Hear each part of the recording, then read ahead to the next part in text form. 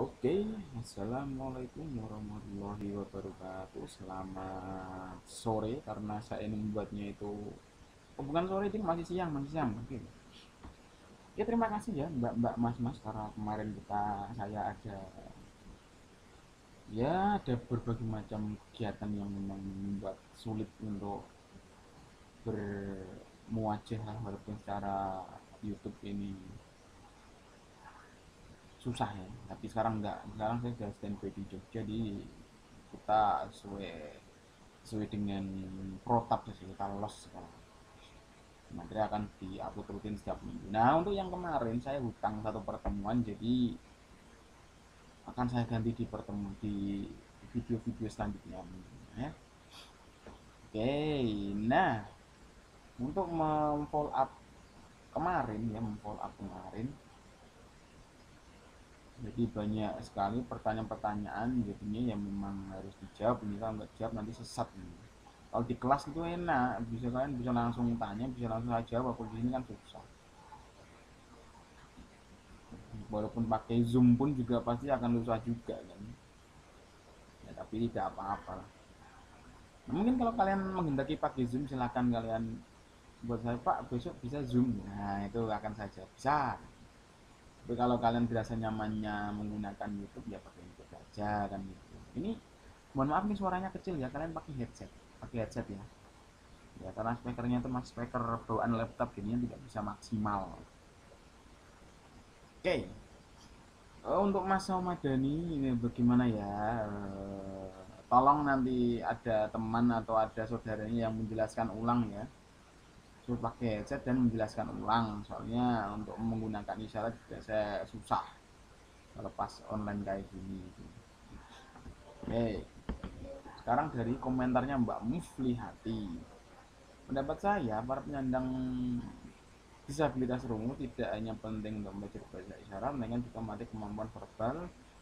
Meski tidak sempurna, sebut sedikitnya dapat membantu keseharian penyandang disabilitas rungu dalam presentasi dan aktivitas menyampaikan. Kita dibilang tidak bisa memiliki saran dan prasarana yang mendukung interaksi dalam penyandang disabilitas atau penyandang disabilitas lainnya. Nah, gini Mbak Muf, sebenarnya bahasa isyarat, bahasa oral, dan menguasai bahasa tulis itu adalah suatu alat yang digunakan untuk tuli, untuk bersosialisasi dengan masyarakat. Ada yang bilang, oh oral itu tidak penting, isyarat itu tidak penting, bagusan oral. Dan wah itu lebih bagus oral, nanti bisa berngomong dengan masyarakat dengan dapat ini. Tidak ada yang lebih unggul dari apapun, semuanya itu setara. Baik bahasa tulis, tahu nggak bahasa tulis itu seperti apa? Bahasa tulis ya bahasa tulisan, seperti saya kan membaca tulisan ini nih, membaca tulisannya Mbak Muf gitu. Itu bahasa tulis. Nah, apakah tuli itu bisa membaca tulisannya Mbak Muf ini sesuai dengan apa ya, sesuai dengan interpretasi penulis? Apakah bisa?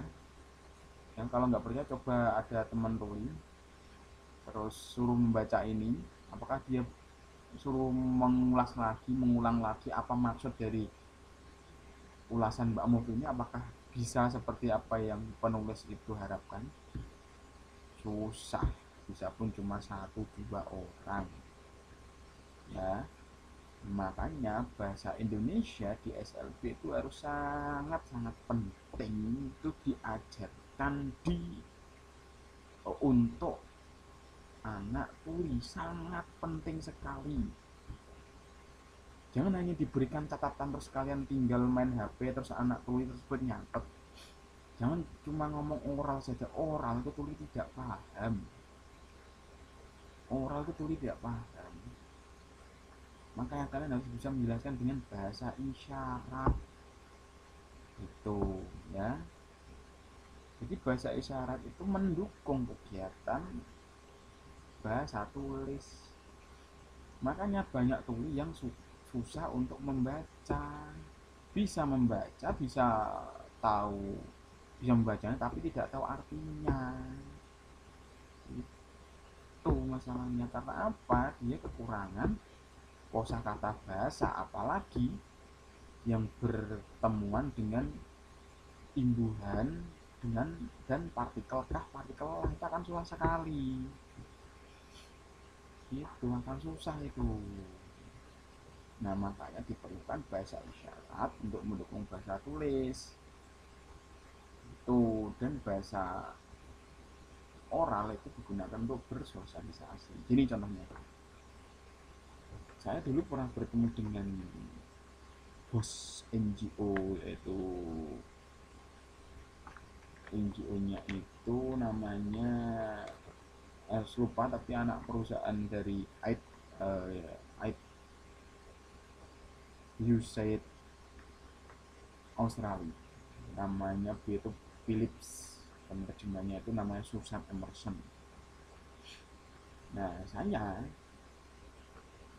dulu pas bertemu dengan Philips, dia tuh tuli total tapi bisa menjadi bos. Bayangkan gitu. Bos NGO yang dia itu diplomasi dan mengkritisi dan itu mengoreksi semua tulisan atau laporan dari bawahannya. Itu tuli total loh di Australia. Saya tanya loh, di Australia itu untuk tuli itu pengajarannya seperti apa? Apakah langsung isyarat diterima atau tidak? Dia bilang dulu Australia juga sama dengan Indonesia, kita susah untuk mendukung bahasa isyarat. Dia ngomongnya pakai isyarat dan ada penerjemahnya ya. Dulu itu juga sama seperti Indonesia, karena di dalam pendidikan itu semuanya dipaksa oral, oral dan oral. Tapi seiring bertambahnya lambat laun banyak pergerakan-pergerakan anak tuli yang memperjuangkan bahasa isyaratnya untuk dipakai dalam mengasah ilmu dan berkomunikasi untuk transfer of knowledge ya, seperti itu. Jadinya setelah lama akhirnya negara menyetujui gitu. Nah, di sana itu Philips atau kuliah itu diajarkan 3 bahasa, yaitu ada bahasa isyarat, isyarat untuk transfer of knowledge, untuk belajar itu pakai isyarat. Kalau isyarat itu bahasa mereka, jadi mereka dapat mudah memahami segala hal dengan menggunakan bahasa isyarat. Terus yang kedua itu bahasa tulis, jadi dia bisa menguasai bahasa tulis, jadi seperti kita bisa membaca dengan bebas, membaca apapun itu, karena di sana benar-benar ditekankan untuk bahasa tulisnya. Yang kedua bahasa oral, oralnya untuk apa? Untuk saat-saat emergensi saja, kalau dipanggil, kalau ada bus di belakang, atau dia ngomong dengan masyarakat yang dia tidak bisa isyarat, dia kan otomatis menggunakan oral gitu. Jangan salah ya, kalau dia kebanyakan kan guru seperti ini, kebanyakan anak tuli itu kalau pakai isyarat itu malas oral. Banyak guru yang seperti itu. Karena apa? Guru itu tidak paham tentang anaknya, anak tulinya itu. Kalau anak tersebut ngomong dengan bahasa isyarat, itu pasti lawannya itu ya juga menggunakan bahasa isyarat. Contohnya jika ada saya bisa bahasa isyarat dan Mbak Muf itu tidak bisa berbahasa isyarat. Anak tuli otomatis kalau ngomong dengan saya itu menggunakan isyarat, dan ngomong dengan Mbak Muf itu secara otomatis akan menggunakan oral. Karena anak itu tahu bahwa Mbak Muf ini tidak bisa bahasa isyarat, bisanya oral, seperti itu.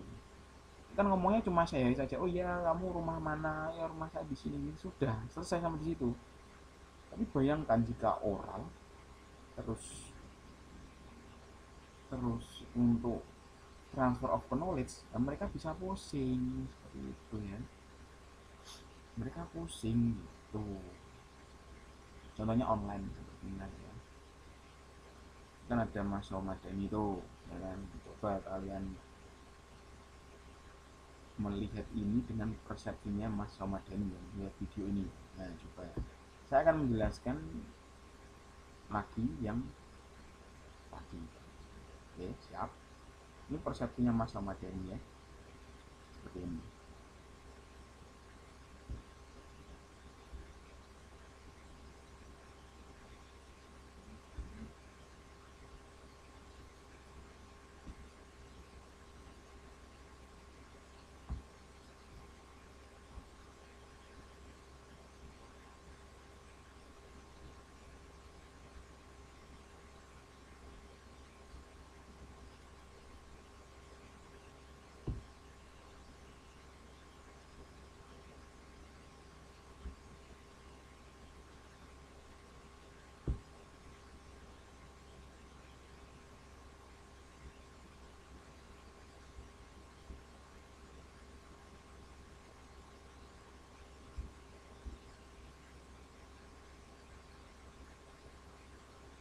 susah nggak?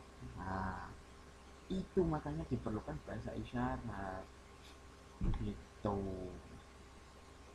Untuk kakak tingkat itu bagaimana pak di UPY itu, apakah di dalam kelasnya menggunakan bahasa isyarat? Saya tidak bisa mengajarkan dengan dua bahasa, harus ada penerjemah bahasa isyarat. Dulu pada saat masuk kita sudah bilang seperti ini, kita tidak mempunyai fasilitas penerjemah bahasa isyarat karena kita kan tidak boleh menolak ya, tidak boleh menolak, kita tidak bisa memfasilitasi untuk penerjemah bahasa isyarat. Jika anda masuk, kita tidak bisa memfasilitasi anda. Kalau mau masuk di sini ya silakan anda bawa penerjemah bahasa isyarat sendiri. Nah akhirnya tidak membawa penerjemah bahasa isyarat, dan akhirnya ya kita juga yang pusing gitu kan. Oke lanjut dari Deswita. Saya belum pernah ketemu, tapi setelah saya membaca materi, bayangkan proposalnya sintaksis berasosiasi dengan sebenarnya atau teman-teman saya itu membaca materi, saya menjadi tahu gangguan penyebabnya. Oke, menurut saya anak memiliki hambatan pendengaran akan mengalami kesulitan dalam sosialisasi bahasa seperti oke. Sebelum pernah bertemu dengan Kodi membaca artikel tentang sebutan istilah. Oke, ini Mas Hamadani, Bapak, saya pernah ketemu teman bersama denganmu, namun bahasa isyarat dilihat berbeda. Misal CD pada di setiap daerah sehingga harus berkomunikasi isyarat paling sederhana karena berbeda bisindo saya. Oh, tuh, Mas Hamadani tuh. Bagaimana bahasa isyarat VCB lebih berpengaruh untuk Indonesia karena itu sudah kalian mendengar dan melibatkan orang tua tunarungu dan melibatkan orang tunarungu.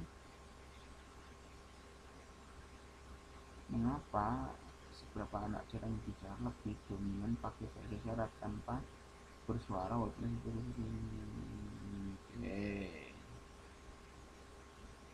Itu sudah saya jawab ya untuk yang lain ya di kolom komentar.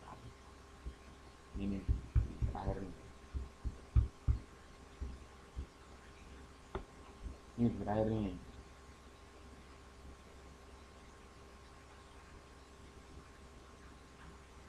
Nih, nih saya jawab secara langsung saja.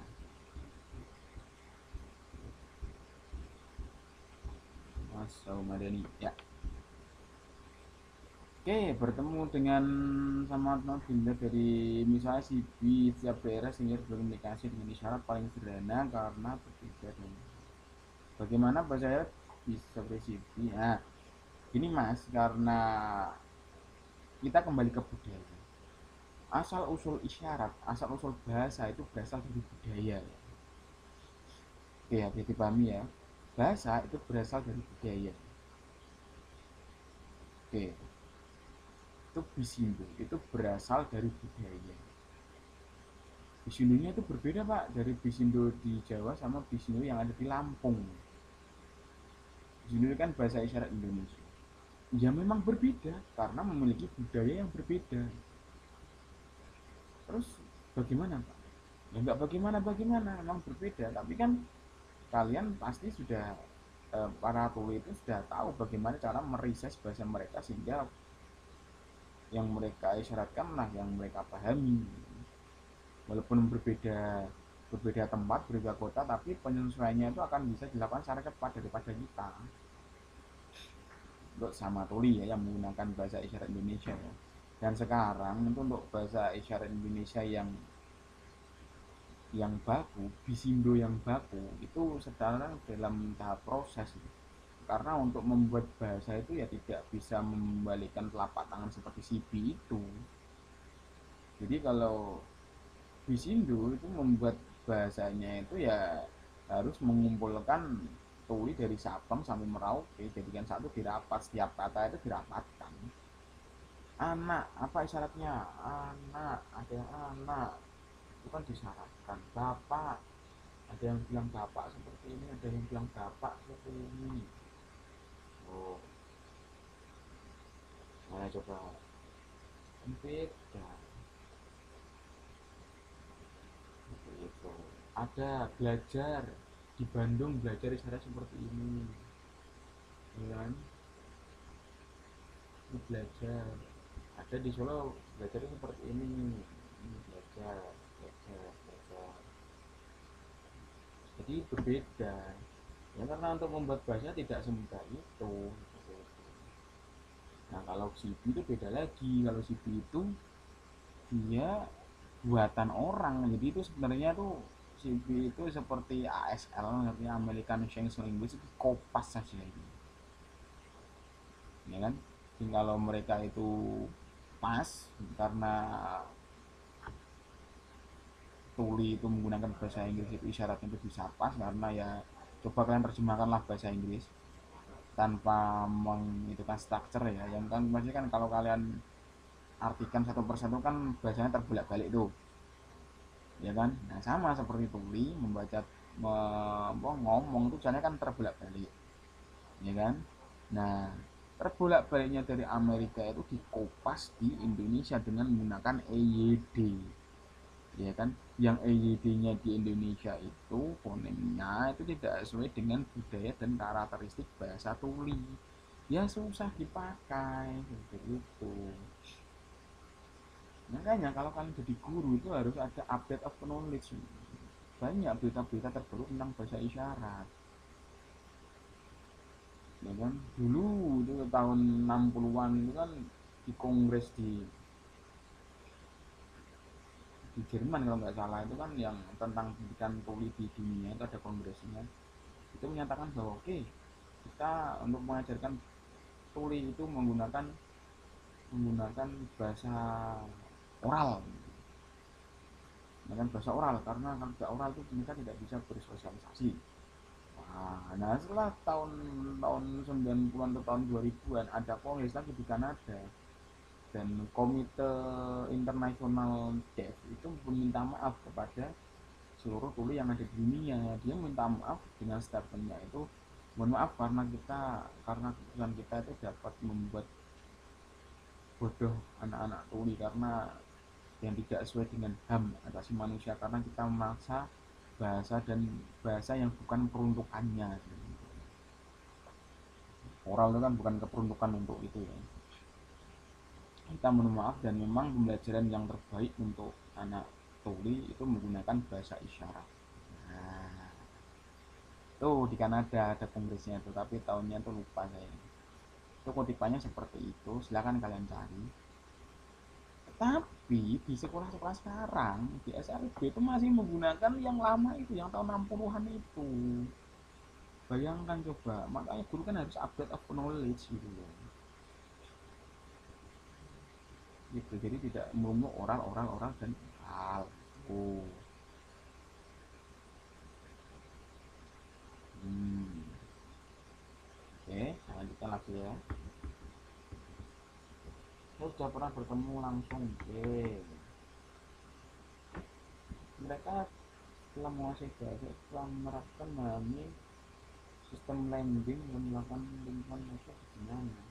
Apakah tuli purna bahasa ini masih mempengaruhi intelijensi? Mana sih?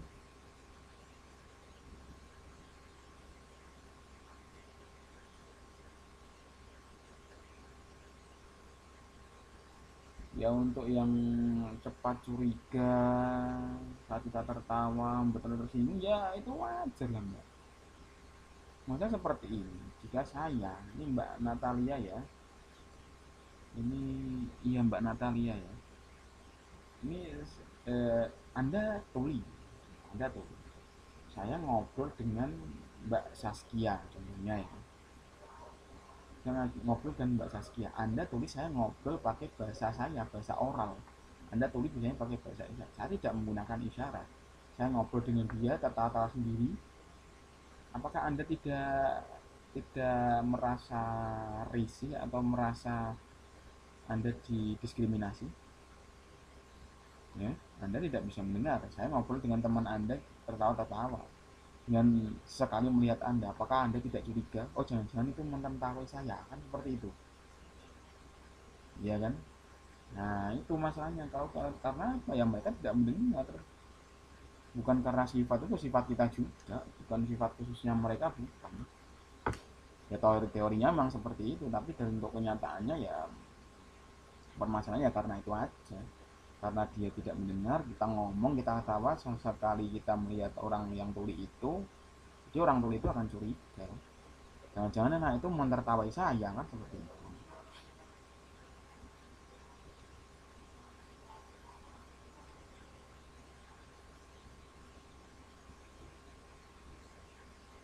Mereka tulis setelah menguasai bahasa, maksudnya apa gitu?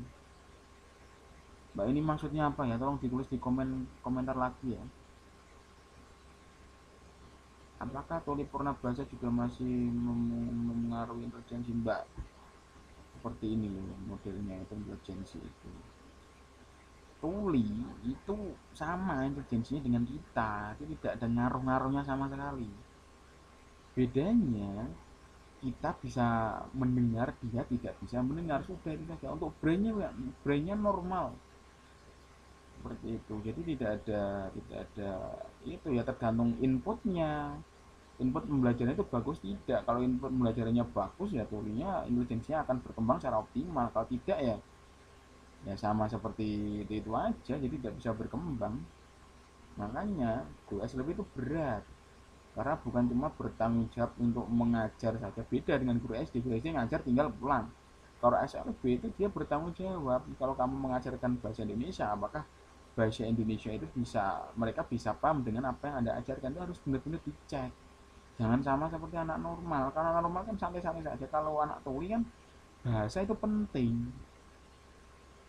Gitu ya, tolong dipahami. Oke. Saya pun pernah menjumpai bertanya dengan bahasa isyarat ala kadarnya untuk menanyakan berasal dari mana. Entah saya pakai isyarat di sini. Apakah benar?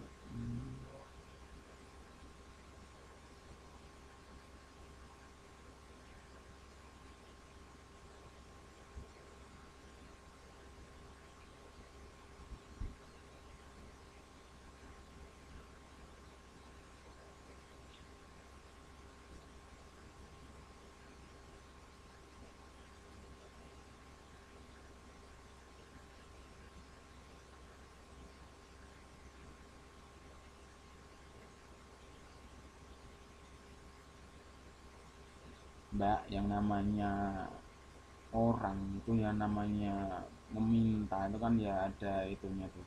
Tangan di atas lebih baik daripada tangan di bawah. Jadi apapun dengan tujuannya untuk meminta-minta itu ya tidak bagus, otomatis.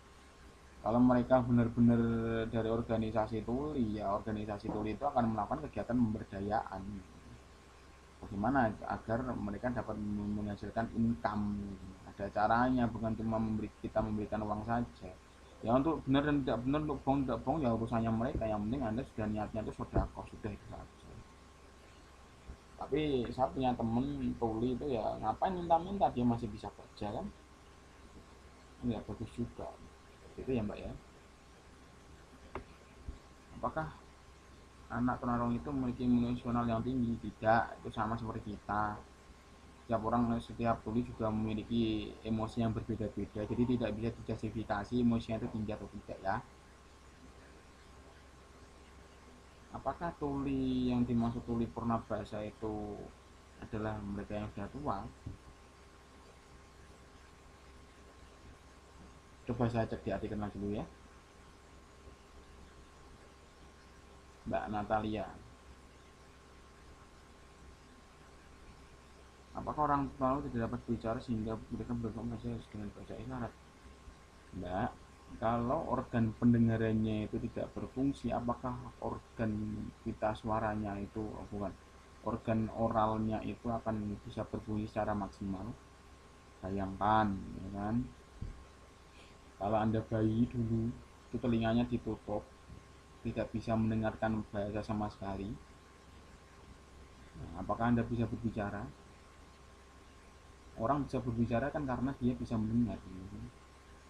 Nah, kalau pertanyaan Anda, apakah orang tunarungu tidak bisa berbicara? Tidak dapat berbicara?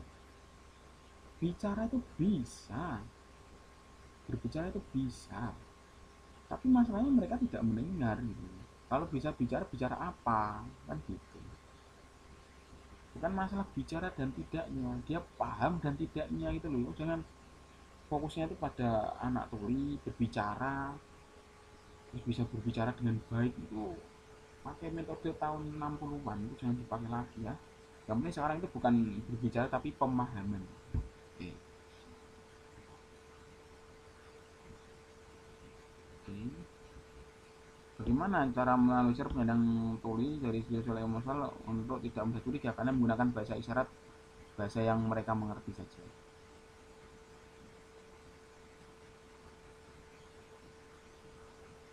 Lagi pertanyaan ini. Oke, ya,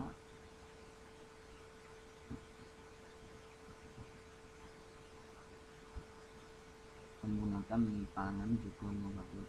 Nah, bagus tuh Mas Tris ya. Isu Trisno.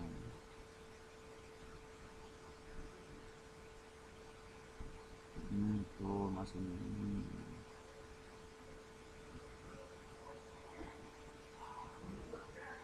Sulit memahami bahasa yang mengangkat mereka belajar isyarat lebih benar dari dapat namanya. Sip. Kalian memang mempunyai kewajiban untuk belajar bahasa isyarat. Nanti kalau sudah di Jogja, saya arahkan kalian ya. Sebenarnya, oke, oke. Apakah anak gangguan pendengaran atau tidak dapat bicara tidak saya jawab di atas.